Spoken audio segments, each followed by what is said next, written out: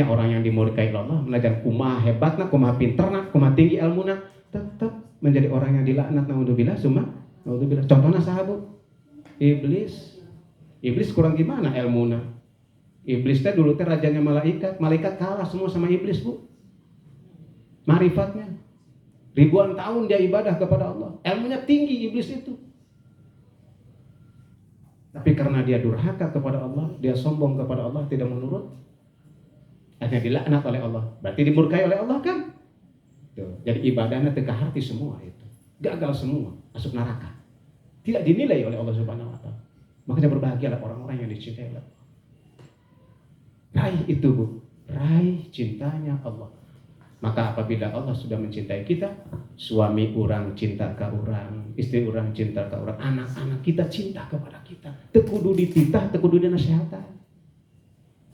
Rai dina hati anak-anak teh cinta kepada ibu bapaknya gitu, teu payah nganasehatan, teu kudu dicarekan, teu kudu, tidak usah. Satu hal terakhir, saya sudah membuktikan kenapa begitu pentingnya kita kirim hadarat Fatihah kepada ulama-ulama Allah. Ini sudah waktu sering dulu saya bacakan bersama jamaah lama di majlis ini. Saya kirimi Fatihah kepada ulama-ulama Nusantara, khususnya mulai dari Banten, Indonesia sampai tembus kepada Rasulullah.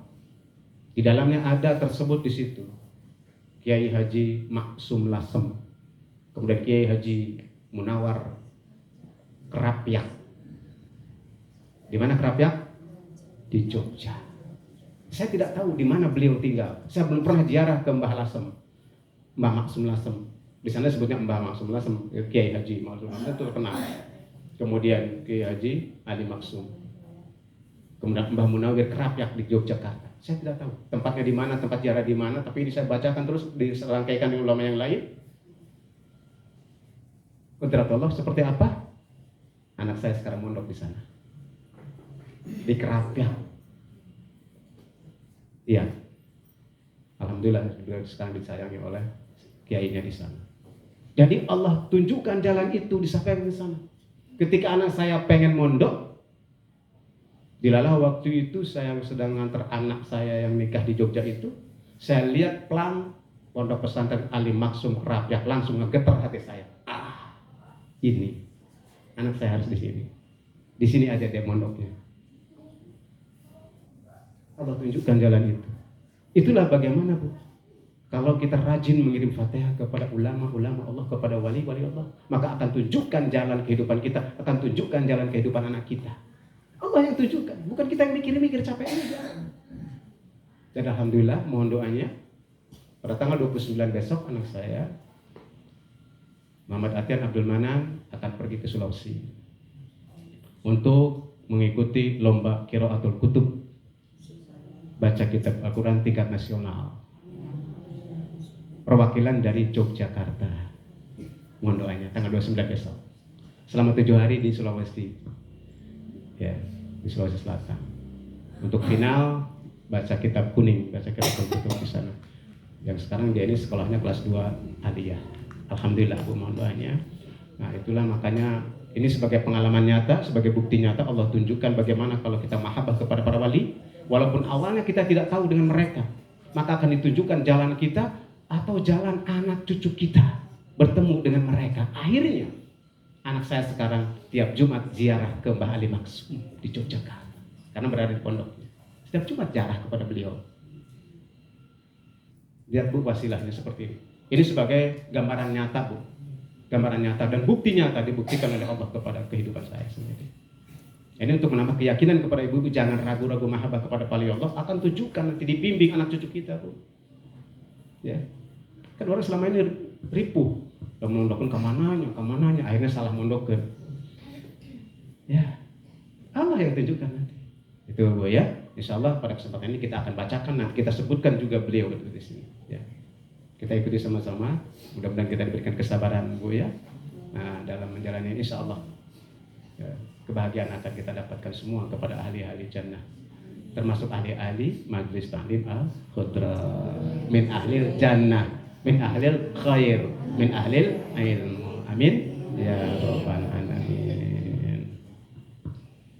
Baiklah Ibu sekalian, tadi lanjutkan ya, dilanjutkan ya, dilanjutkan ya. Insyaallah kita lanjutkan dengan untuk tibil kulub nanti setelah dzikir ya, setelah dzikir sebelum mahalul qiyam, sebelum pembacaan rawi tibil kulub dulu ya.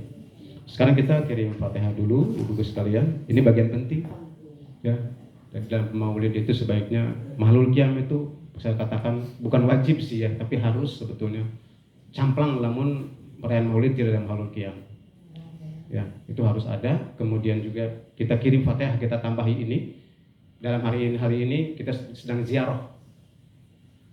Rasakan dalam kalbu kita bahwa hari ini kita sedang ziarah. Di sini saya hantarkan ibu-ibu, ruhani ibu-ibu untuk ziarah kepada para wali sampai kepada baginda Nabi Muhammad SAW pada kesempatan ini. Jadi itu perlu capek-capek naik bus jarahna. Dari sini ruhani kita terbang ya kepada para ulama, kepada wali Allah pada hari ini insyaallah.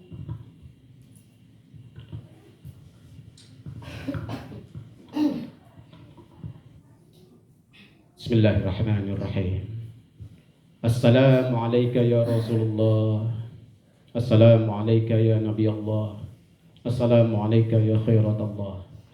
Assalamualaikum ya Habiballah. Assalamualaikum ya Nabi Rahmah. Assalamualaikum ya Abul Qasim. Assalamualaikum ya Rasul Rabbil Alamin. Assalamualaikum ya Sayyidal Mursalin wa Khataman Nabiyyin. Assalamualaikum ya khairal khalaiq ajma'in. Assalamualaikum wa ala alika wa ahli baitika wa azwajika wa dhurriyyatika wa ashabika ajma'in. Assalamualaikum wa ala sayyidil anbiya'i wa jami'i ibadillahi salihin. Assalamualaikum warahmatullahi wabarakatuh. إلى حضرة سيدنا ومولانا محمد النبي المصطفى رسول الله صلى الله عليه وسلم وآله وصحبه وأولاده وأزواجه وذريته ومحبه وتبعه وشيعه وأوليائه وعلمائه وجميع المسلمين والمسلمات والمؤمنين والمؤمنات في البر والبحر خصوصا لحضرة سيدنا ومولانا حسن الدين سلطان بنتا وأسره وأولاده وإلى حضرة مشايخنا أهل سلسلة القادرية والنقشبندية وجميع أهل الطرق وأهل القراءة خصوصا لحضرة سيدنا ومولانا سلطان الأولياء الغوث العظام سيد الشيخ عبد القادر الجيلاني وسيد الشيخ أبي قاسم جنيد البغدادي وسيد أحمد بدوي وسيد أحمد بن الرفاعي وسيد إبراهيم الدسوقي وسيد الشيخ أبي الحسن سدلي وسيد أبي يزيد بسطامي وسيد الشيخ محي الدين ابن العربي وسيد الشيخ زكريا النووي وسيد الشيخ أحمد خطيب السنبسي وسيد الشيخ عبد الكريم تنارا وسيد الشيخ محمد أسنوي جارينين وسيد الشيخ تباغوس مأمون وسيد الشيخ محمد روياني وسيد الشيخ تباغوس أحمد خطيب ابن الواسي البنتاني وإلى حضرة كل ولي وولية الله من مشارق الأرض إلى مغاربها وبرها وبحرها وإلى أرواح جميع المسلمين والمسلمات والمؤمنين والمؤمنات في البر والبحر. الفاتحة. أعوذ بالله من الشيطان الرجيم. بسم الله الرحمن الرحيم.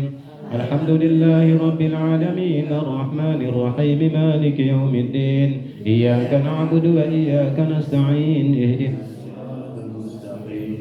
صراط الذين أنعمت عليهم غير المغضوب عليهم ولا الضالين. وإلى حضرة نبي الله آدم وسيدتنا حواء عليهما السلام وإلى حضرة نبي الله نوح ونبي الله إبراهيم ونبي الله موسى ونبي الله عيسى ونبي الله حيدر ونبي الله إلياس ونبي الله سليمان بن داود عليهم الصلاة والسلام. عادنا الله من بركاتهم وشفاعتهم في الدين والدنيا والآخرة. وإلى حضرة جميع الملائكة المقربين خصوصا إلى حضرة سيدنا جبريل وميكائيل وإسرافيل وعزرائيل شيء لله لهم. الفاتحة. بسم الله الرحمن الرحيم. الحمد لله رب العالمين الرحمن الرحيم مالك يوم الدين إياك نعبد وإياك نستعين الصراط المستقيم صراط الذين أنعمت عليهم غير المغضوب عليهم ولا الضالين. وإلى حضرة أربعة الصحابة المجتهدين وسيدنا أبي بكر وسيدنا عمر وسيدنا عثمان وسيدنا علي وطلحة وسعيد وعبد الرحمن بن عوف وأبي عبيد عامر بن الجراح والزبير بن عوام عن بقية الصحابة والتابعين وتابع التابعين ومن تبعهم بإحسان إلى يوم الدين. شيء لله لهم. الفاتحة. بسم الله الرحمن الرحيم. الحمد لله رب العالمين الرحمن الرحيم مالك يوم الدين. إياك نعبد وإياك نستعين اهدنا الصراط المستقيم صراط الذين أنعمت عليهم غير المغضوب عليهم ولا الضالين. ثم إلى حضرة سيدنا فاطمة الزهراء وسيدتنا خديجة الكبرى وسيدتنا عائشة الرضا وسيدنا حسن وسيدنا حسين وجميع أصحاب البدر وسيدنا إمام علي زين العابدين وسيدنا إمام محمد وسيدنا إمام شيخ جعفر الصديق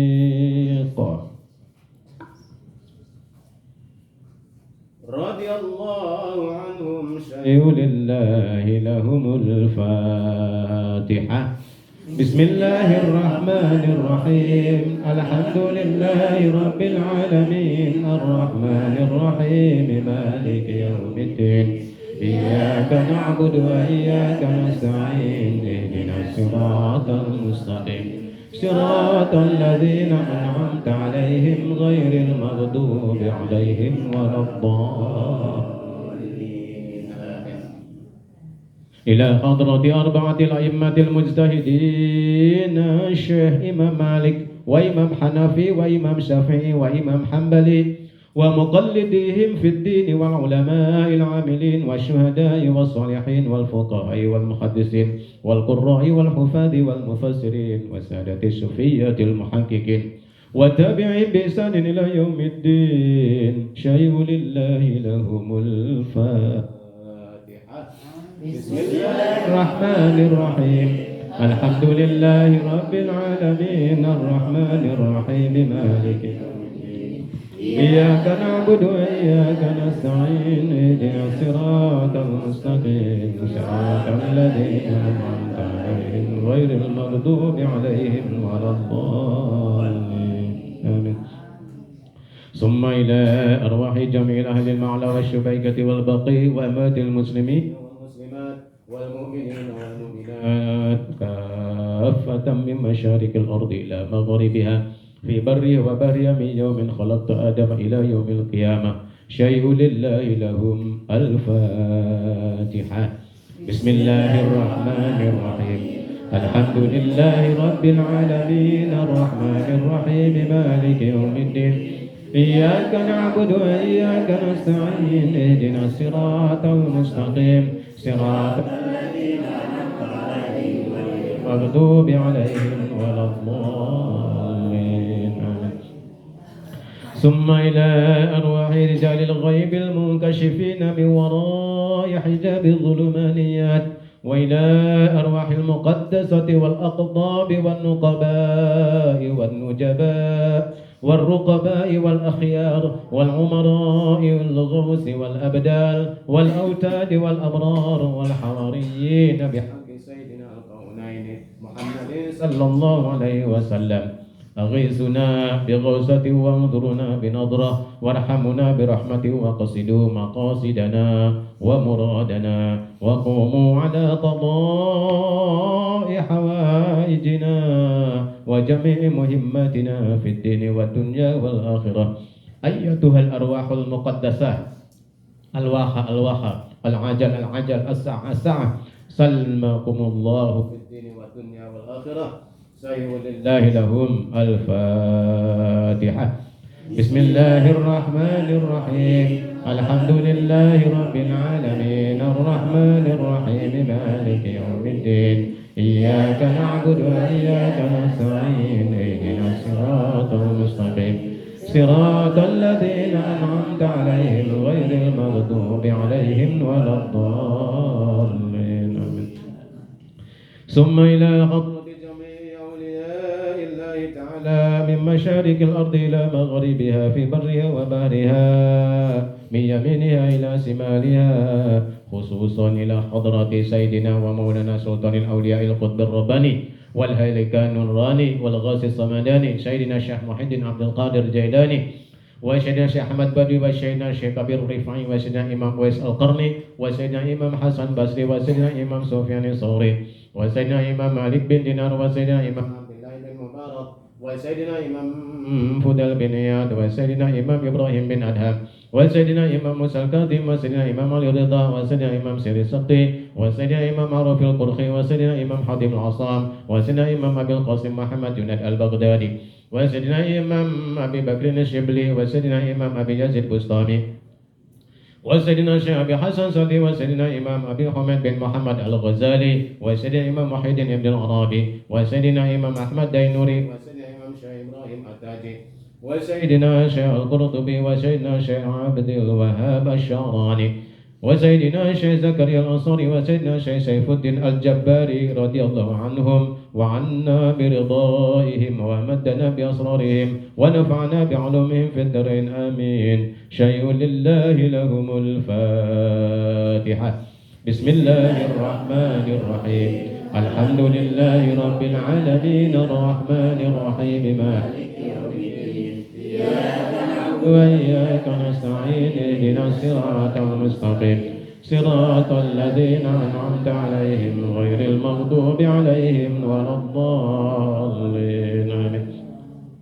ثم إلى حضرة سادتنا الذين يقيمون في سبيل الله من العلماء والأمراء والأولياء والشهداء والصالحين وحسن أولئك رفيقا خصوصا إلى حضرة سيدنا ومولانا سلطان الأولياء الشيخ شريف هداية الله سلطان محمود سنان gunung jati وسيدنا شيخ أحمد رفيع وسيدنا شيخ مولانا يوسف الباقر وسيدنا شيخ مولانا شريف محمد وسيدنا شيخ سيد عبد الله هاشم وسيدنا شيخ شريف الباقر مولانا جعفر الصديق وسيدنا شيخ مولانا إسحاق وسيدنا شيخ مولانا إبراهيم وسيدنا شيخ مولانا إسكندر وسيدنا شيخ مولانا حسن الدين وسيدنا شيخ مولانا أكبر وسيدنا شيخ مولانا إسكندر وسيدنا شيخ مولانا مالك إبراهيم وسيدنا سنان Ampel وسيدنا Raden Said Sunan Kalijaga وسيدنا Sunan Demak وسيدنا Sunan Kudus وسيدنا Sunan Giri وسيدنا Sunan Bonang وسيدنا Sunan Darajat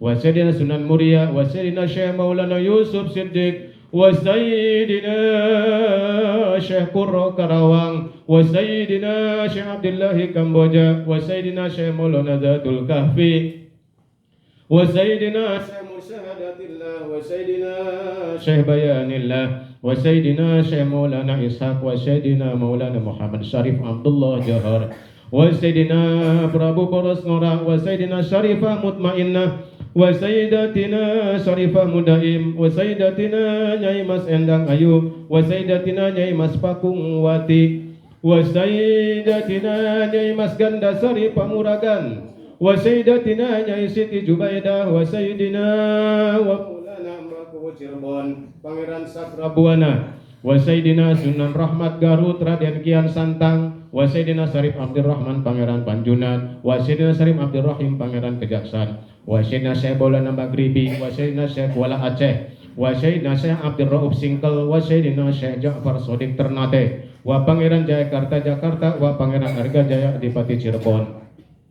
wa Syekh Jumadil Kubra Tarwulan wa Syekh Ibrahim Samarton di Palanan wa Fadilatan Khan wa Raden Joko Tole Bandar Lampung Sultan Maulana Yusuf Al-Bantini wa Maulana Syarif Abdul Karim wa Raden Joko Tole Madura Sultan Maulana Yusuf Al-Bantini Maulana Syarif Abdul Karim wa Maulana Syarif Abdul Rasyid wa Maulana Syarif Anwar Said wa Maulana Syarif Jamaluddin wa Syarif Abdul Rasyid wa Syarif Abdul Manan wa Syarif Muhammad bin Muhammad wa Syarif Muhammad Abi Aswad bin Muhammad wa Said Abi Abdul Karim bin Hamzah wa Said Abi Yusuf bin Abdullah wa usulihim wa furaihim wa ahli silsilatihim wa akhirina minhum agisna Silahkan ibu-ibu memohon kepada Allah. Ketika saya mengucapkan agisna, mohonlah kepada Allah Subhanahu wa taala apa yang diinginkan, hajat dunia akhirat. Agisna, agisna,